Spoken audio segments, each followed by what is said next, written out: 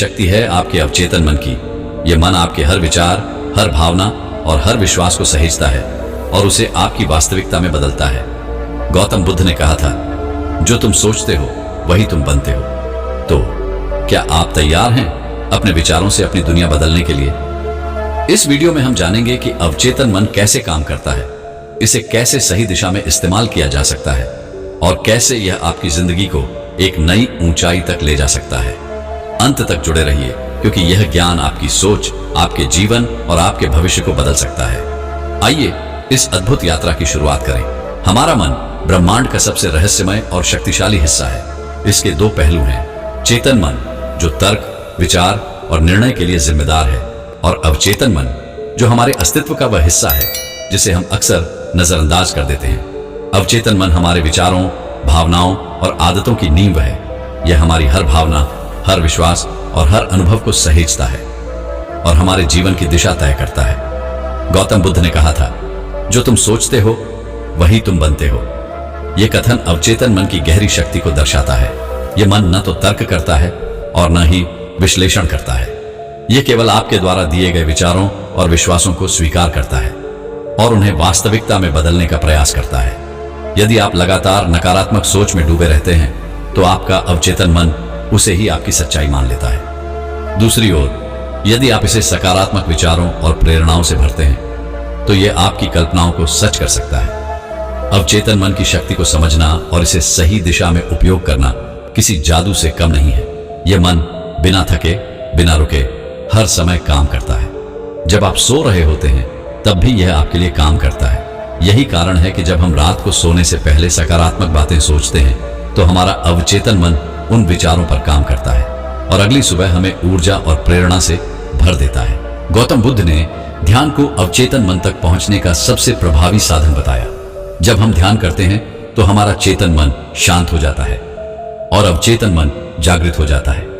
यह उस गहराई में जाने का अवसर है जहां हमारे सारे डर, संदेह और नकारात्मक विचार छुपे होते हैं। ध्यान हमें इन नकारात्मकताओं से मुक्ति दिलाने और सकारात्मकता को स्थापित करने में मदद करता है।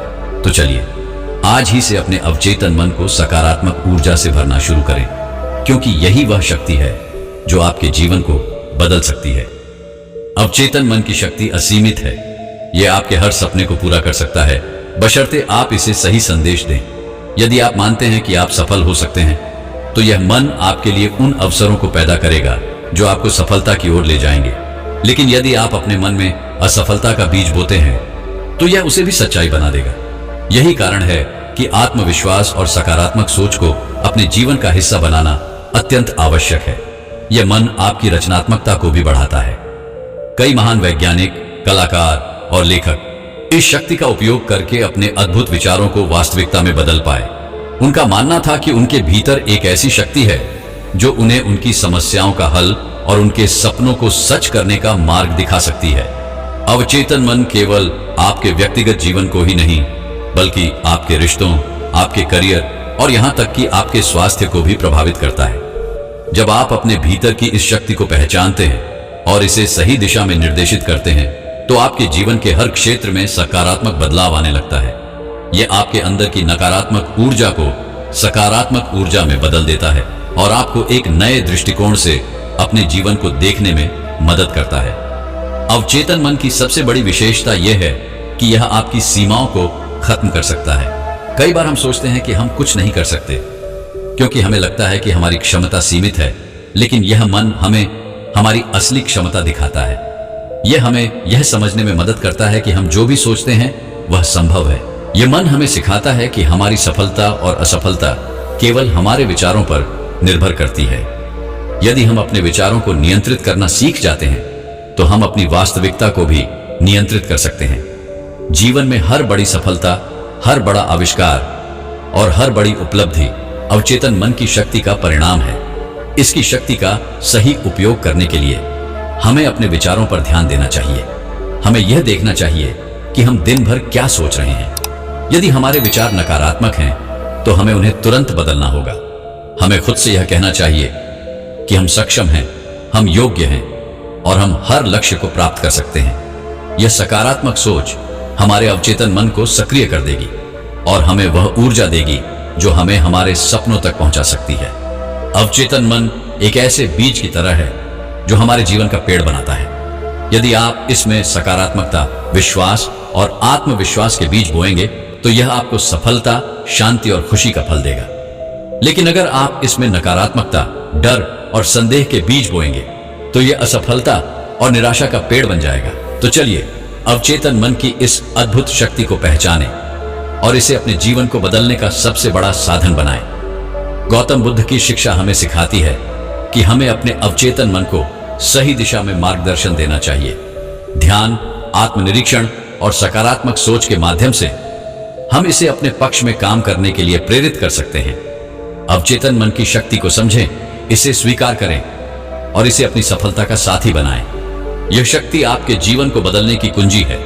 अपने भीतर झांकें, अपनी शक्ति को पहचानें और अपने सपनों को हकीकत में बदलें। इस वीडियो में एक अजीब सा रहस्य बताया गया है जिससे आप अपने अवचेतन मन की शक्ति को इस्तेमाल करके जिंदगी की बड़ी से बड़ी कठिन सफलता आसानी से प्राप्त कर सकते हैं। कैसे अपने अवचेतन मन की शक्ति को इस्तेमाल करना है, इसकी विधि क्या है, इस विषय पर हम आज एक अद्भुत कहानी आपको सुनाएंगे।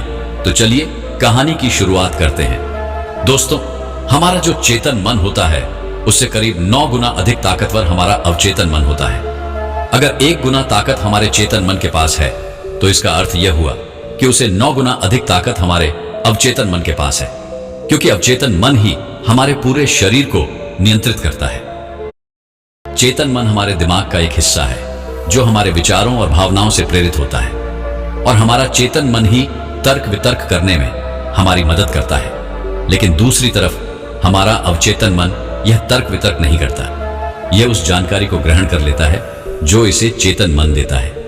इसीलिए जैसा हम अपने अवचेतन मन में सोचते हैं वैसे ही हम बनते चले जाते हैं। क्या आपने कभी इन बातों पर विचार किया है कि कोई व्यक्ति दुखी क्यों है और वहीं पर दूसरा व्यक्ति इतना खुश क्यों है? एक व्यक्ति सुख और समृद्धि से भरा हुआ है, वहीं पर दूसरा व्यक्ति इतना गरीब और दुखी क्यों है? एक व्यक्ति भयभीत और डरा हुआ है, जबकि दूसरा व्यक्ति आस्था और विश्वास से भरा हुआ है। एक व्यक्ति बड़े महलों में रहता है, वहीं पर दूसरा व्यक्ति गरीब और टूटी फूटी झोपड़ी में रहता है। कोई बहुत सफल है तो कोई असफल। कोई व्यक्ति कुछ ही मेहनत करके सफलता प्राप्त कर लेता है और वहीं पर कोई दूसरा व्यक्ति जीवन भर मेहनत करने के बाद भी असफल ही रह जाता है। तो आखिर इन सब चीजों का कारण क्या है? क्या आपने कभी इन पर विचार करने की कोशिश की है? हमारे जीवन में जो भी अच्छा या बुरा है वह हमारे चेतन मन पर निर्भर करता है। अर्थात यदि आप अपने चेतन मन में यह बात डालेंगे कि मेरे साथ जो कुछ भी हो रहा है वह अच्छा हो रहा है और मैं एक दिन कामयाब जरूर बनूंगा, तो आप अवश्य ही अपने जीवन में कामयाब बन जाएंगे। वहीं पर यदि आप अपने अवचेतन मन में बुरी बुरी बातें डालेंगे, अर्थात नकारात्मक बातें करेंगे, तो आपके जीवन में केवल नकारात्मकता ही भर जाएगी और आपके साथ कुछ भी अच्छा नहीं होगा। आप जहां जाएंगे वहां पर आपके हाथ केवल असफलता ही लगेगी। आप हमेशा निराश और परेशान ही रहेंगे, लेकिन सफलता का स्वाद आपको कभी नहीं मिल पाएगा। इसलिए यदि आप भी अपने मन को अच्छी तरह से जानना चाहते हैं, वह सब काम करवाना चाहते हैं जो आप चाहते हैं और इसे अपने नियंत्रण में रखना चाहते हैं, तो इस वीडियो को अंत तक जरूर देखिएगा, क्योंकि इस वीडियो में आपको ऐसी महत्वपूर्ण जानकारियां मिलेंगी जिनकी मदद से आप अपना जीवन अच्छे से जी सकते हैं। आप जो चाहे उसे हासिल कर सकते हैं।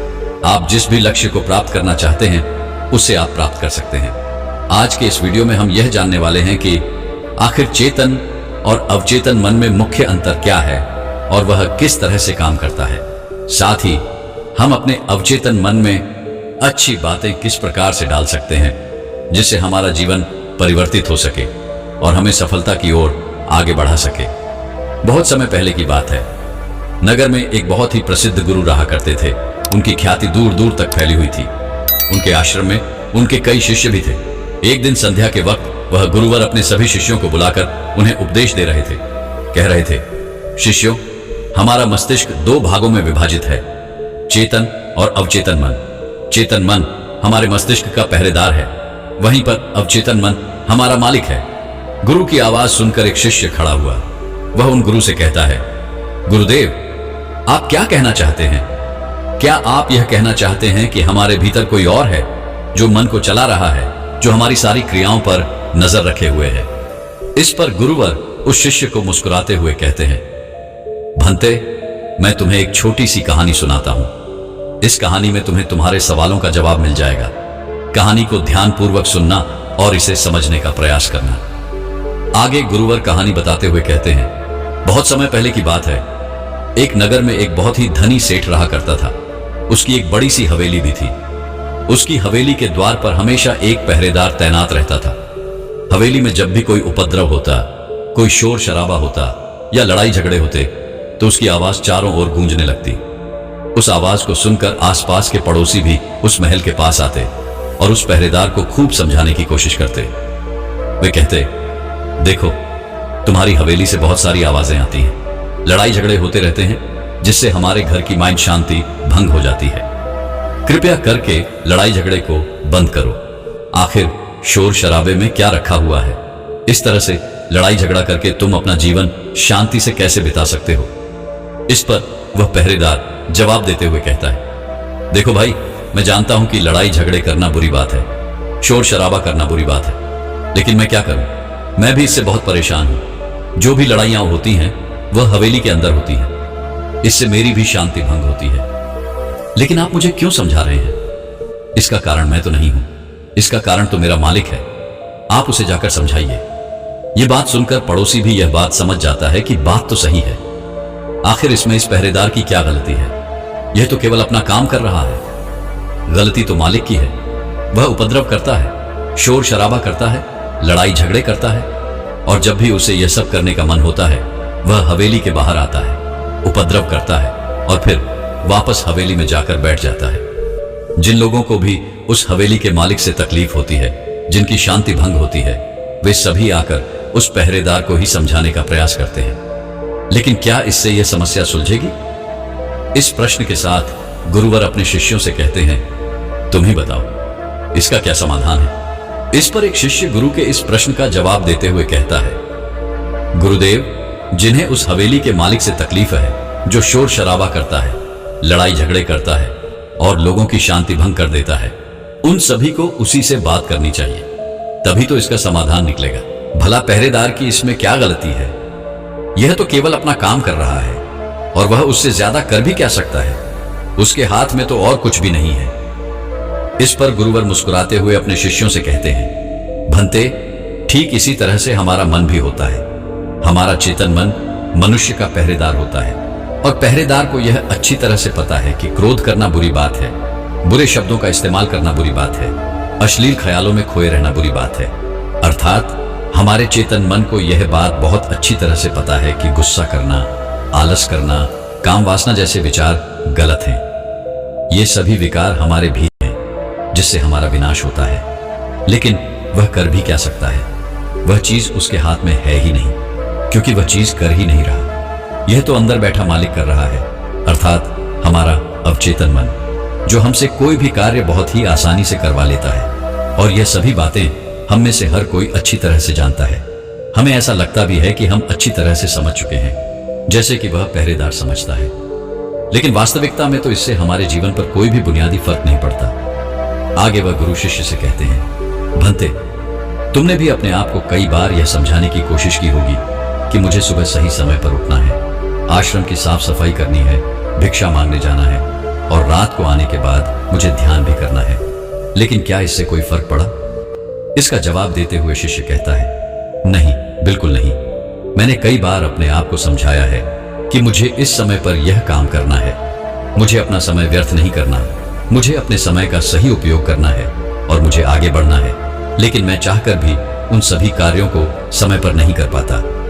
इस पर गुरुवर अपने शिष्यों से कहते हैं, भंते, जब भी हम अपने आप को कुछ समझाने का प्रयास करते हैं तो हमें ऐसा लगता है कि अब हम समझ चुके हैं और अब हमसे कोई गलती नहीं होगी। हम सोचते हैं कि अब हमारा जीवन बदल जाएगा, हम जो भी करेंगे अब वह सही होगा, अब तो हम जीवन में सफलता प्राप्त कर ही लेंगे। लेकिन दूसरे ही पर हम ये पाते हैं कि हमारे जीवन में कोई बुनियादी बदलाव आया ही नहीं, और ऐसा केवल हमारी नासमझी के कारण होता है। हम अपनी नासमझी के कारण अवचेतन मन की जगह अपने चेतन मन को समझाने का प्रयास करते हैं। एक आत्मिक मंदिर मालिक को छोड़कर जहाँ हम सब कुछ पहरेदार याद आ से सकता बात है। करते रहते हैं मंदिर के और उसे द्वार खुल समझाने चुके की हैं। कोशिश करते क्या हैं, तुम प्रवेश करोगे? लेकिन तुम ये भूल जाते हो कि आखिर वह पहरेदार कर भी क्या सकता है। वह सब उसके हाथ में है ही नहीं। हमें तो अपने अवचेतन मन को समझाने की आवश्यकता है। बुद्धि अर्थात वह पहरेदार जो यह समझ जाता है कि क्या सही है और क्या गलत, क्या करना है और क्या नहीं करना है। लेकिन ये सारी बातें केवल हमारे चेतन मन तक सीमित रह जाती हैं। ये सारी बातें हवेली के उस मालिक अर्थात हमारे अवचेतन मन तक पहुंच ही नहीं पाती हैं। और यही कारण है कि हमारे जीवन में कभी कोई बुनियादी बदलाव हो ही नहीं पाता। ठीक उसी प्रकार जैसे कि यदि आपसे कोई कहता है कि पौधे में पानी डालोगे तो वह पौधा एक दिन बड़ा होगा और फिर उसमें फूल आएंगे, फल लगेंगे, और आप उस बात को मान लेते हैं और उस पौधे में पानी भी डालते हैं। लेकिन आप पौधे की पत्तियों पर पानी डालते हैं और सोचते हैं कि इसमें फल फूल आएंगे। लेकिन जरा एक बार के लिए यह सोचिए, अगर पत्तियों पर पानी डालोगे तो उसमें फूल और फल कैसे आएंगे? हमें तो उस पौधे की जड़ में पानी डालने की आवश्यकता है। लेकिन हम में से अधिकांश लोग केवल पत्तियों पर ही पानी छिड़ककर अपने आप को बहुत भाग्यशाली समझने लगते हैं। लेकिन वे यह भूल जाते हैं कि जो पानी वे पत्तियों पर छिड़क रहे हैं वह पानी पेड़ की गहराइयों में तो जा ही नहीं पा रहा। तो ऐसे में उस पौधे पर फल और फूल कैसे लगेंगे? ठीक इसी प्रकार हम भी अपने मन के साथ ऐसा ही करते हैं, और यही कारण है कि हम अपने जीवन में जो भी चाहते हैं वह हमें नहीं मिल पाता। हम अपने जीवन में फल और फूल चाहते हैं लेकिन हमें नहीं मिल पाते। इस पर शिष्य उन गुरुवर से कहता है, हे गुरुवर, तो फिर हमें क्या करना चाहिए? क्या ऐसा कोई उपाय है जिससे हम अपने चेतन मन की सारी बातें अपने अवचेतन मन तक पहुंचा सकें? क्या ऐसी कोई प्रक्रिया है जिसमें हम अपने संदेश को अपने अवचेतन मन तक पहुंचा सकें?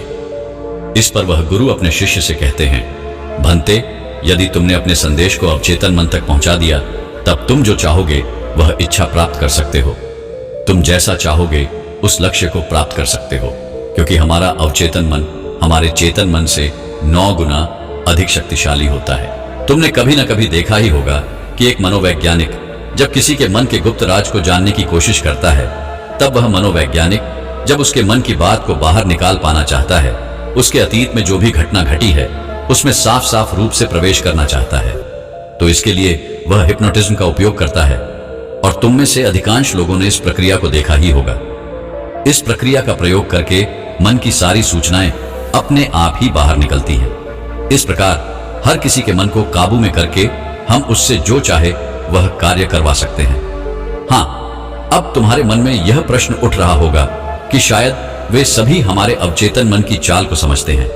वे इसे अच्छी तरह से जानते हैं कि उसे किस तरह से अपने काबू में किया जा सकता है। तो इसका जवाब बड़ा ही सीधा और सरल है, और इसका जवाब है हाँ, क्योंकि उन्होंने इसके ऊपर कई बार प्रयोग किया होता है और वे इसमें इतने निपुण हो जाते हैं कि वे किसी भी दूसरे मन पर अपना काबू कर सकते हैं। और अगर तुम भी अपने अवचेतन मन की बात को समझते हो, अपने मन की चाल को समझते हो, तो तुम भी अपनी ही नहीं बल्कि किसी दूसरे के मन को भी वश में कर सकते हो। गुरुवर अपने उस शिष्य से कहते हैं, भंते, अपने अवचेतन मन तक संदेश पहुंचाने के लिए तुम्हें अपने चेतन मन को शांत करना होगा, उसे सुधारना होगा। और ऐसा इसलिए क्योंकि हमारा चेतन मन तर्क वितर्क करने में माहिर है। वह एक पहरेदार है, हमारी रक्षा के लिए हमेशा तैनात रहता है।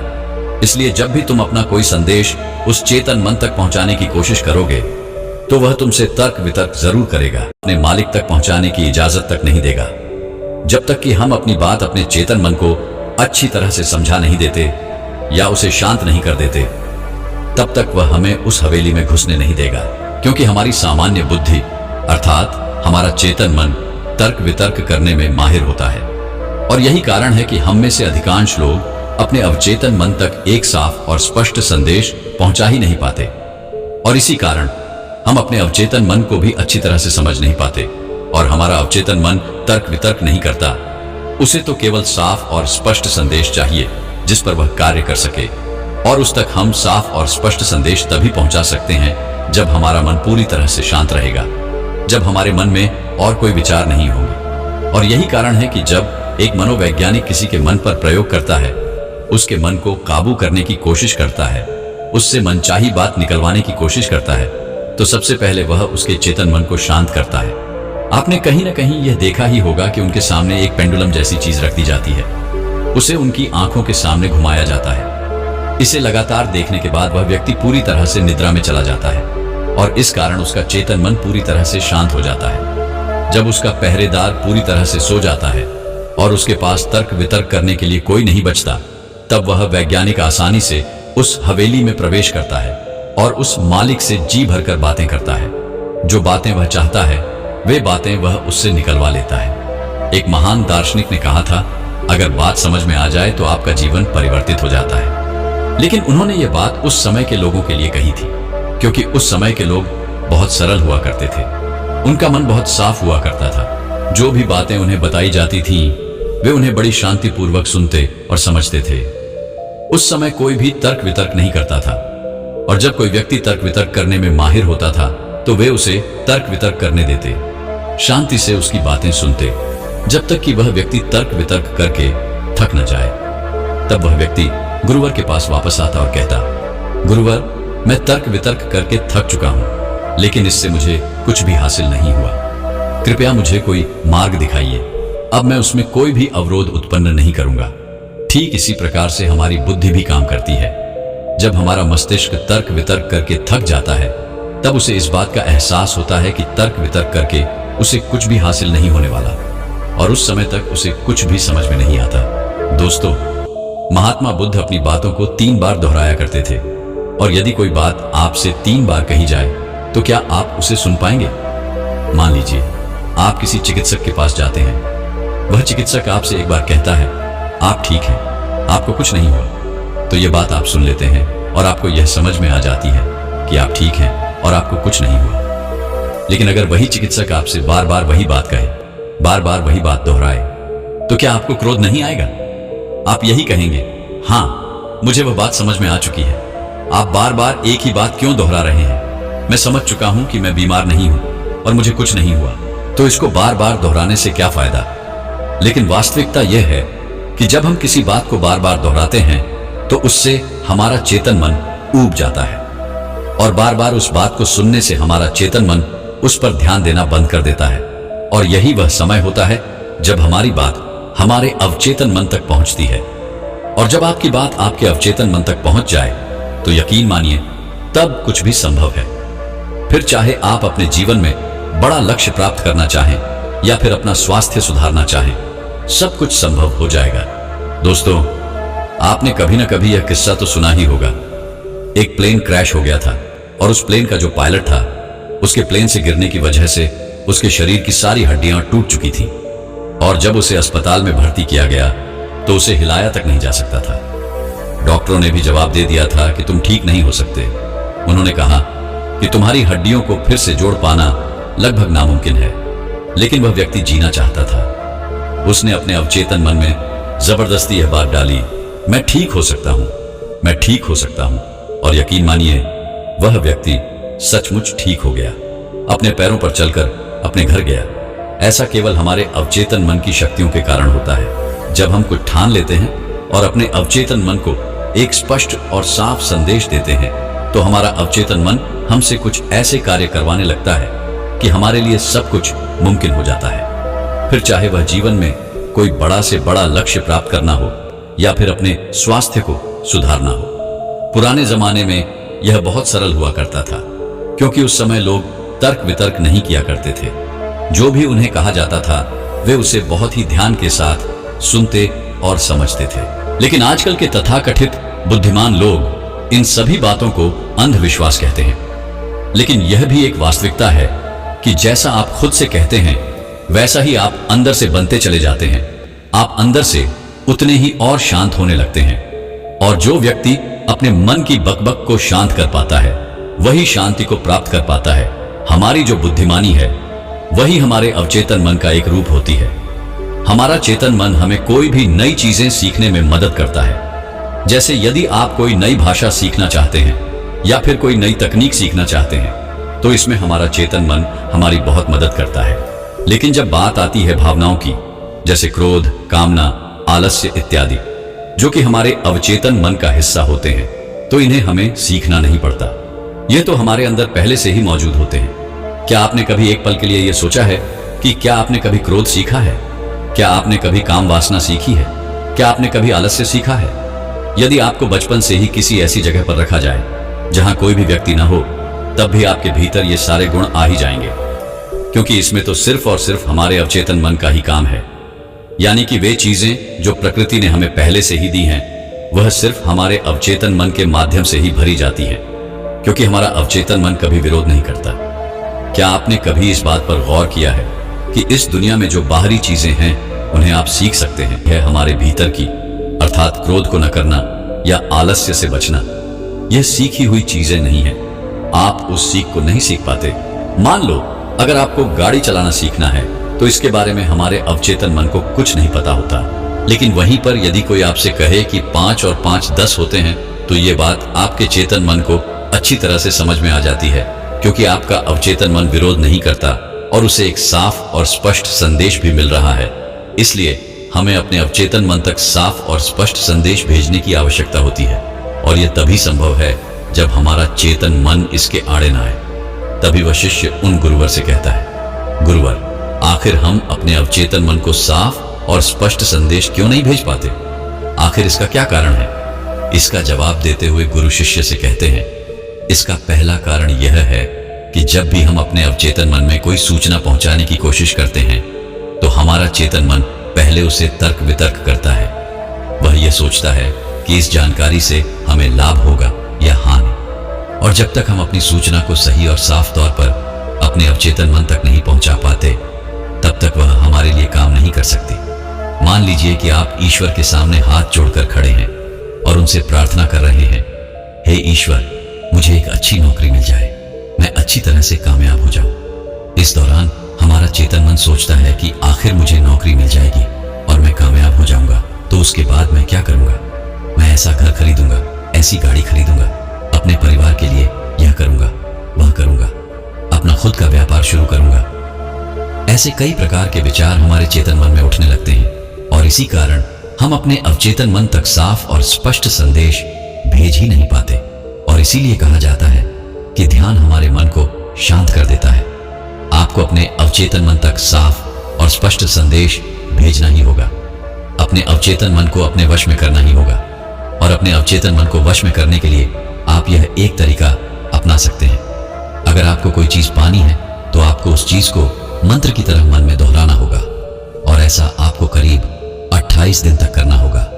यदि इस दौरान आपसे कोई यह कहे कि इससे कोई फर्क नहीं पड़ने वाला, यह सब बेकार की बातें हैं, तो उनकी बातों पर यकीन मत कीजिएगा, क्योंकि यदि आप कोई बात मंत्र की तरह दोहराते हैं तो वह मंत्र अर्थात वह बातें हमारे अवचेतन मन तक पहुंच जाती हैं, और एक बार यदि आपकी बात आपके अवचेतन मन पर पहुंच गई तो हम दुनिया की कोई भी चीज पा सकते हैं। हम किसी भी बड़े से बड़े लक्ष्य को हासिल कर सकते हैं, और इसके लिए आपको बस इतना ही करना है। जब भी आप रात को सोने जाएं तो बिस्तर पर लेटने के बाद नींद आने से ठीक पहले आपको करीब 10 से 15 बार अपने मन में उस मंत्र को दोहराना है जो भी आप चाहते हैं, और ऐसा करते हुए आपको नींद में चले जाना है, क्योंकि हमारा अवचेतन मन कभी नहीं सोता। वह 24 घंटे 365 दिन आपके लिए लगातार काम करता रहता है, जबकि रात को सोते समय हमारा चेतन मन पूरी तरह से शांत होता है, वह सो जाता है, और यही वह समय है जब हमारा अवचेतन मन पूरी तरह से जागृत होता है। यह सबसे ज्यादा शक्तिशाली होता है। रात को सोते वक्त जो भी बातें आप अपने मन में डालते हैं, आप वैसे ही बनते चले जाते हैं। कभी आपने इस बात पर गौर किया है कि जब भी आप रात को सोते वक्त कोई नकारात्मक बात या नकारात्मक जानकारी लेते हैं, तो सुबह उठते ही आपको नकारात्मक विचार आते हैं, और वहीं पर यदि आप रात को सोते वक्त सकारात्मक जानकारी, सकारात्मक बातें करते हैं, तो अगले दिन सुबह आप बहुत ज्यादा ताकतवर महसूस करते हैं। आपका दिन पहले से ज्यादा अच्छा लगने लगता है, आप अच्छा महसूस कर पाते हैं। इसलिए रात को सोते वक्त कभी भी अपने आप से नकारात्मक बातें न करें। याद रहे, जब भी आप रात को सोने जाएं, तो बिस्तर पर लेटने के बाद नींद आने से ठीक पहले आपको करीब 10 से 15 बार अपने मन में उस मंत्र को दोहराना है जो भी आप चाहते हैं, और ऐसा करते हुए आपको नींद में चले जाना है। और इतना कहकर वह बूढ़ा बौद्ध भिक्षु शांत हो गया। वह शिष्य उन बौद्ध भिक्षु के चरणों में गिर पड़ा और कहने लगा, गुरुवर, ऐसा निर्मल और जीवन का सार्थक ज्ञान पाकर मैं धन्य हो गया। आपने जो कुछ भी मुझसे कहा है उसे मैं अपने जीवन में जरूर अपनाऊंगा और मैं भी अपने जीवन को सार्थक बनाकर दिखाऊंगा।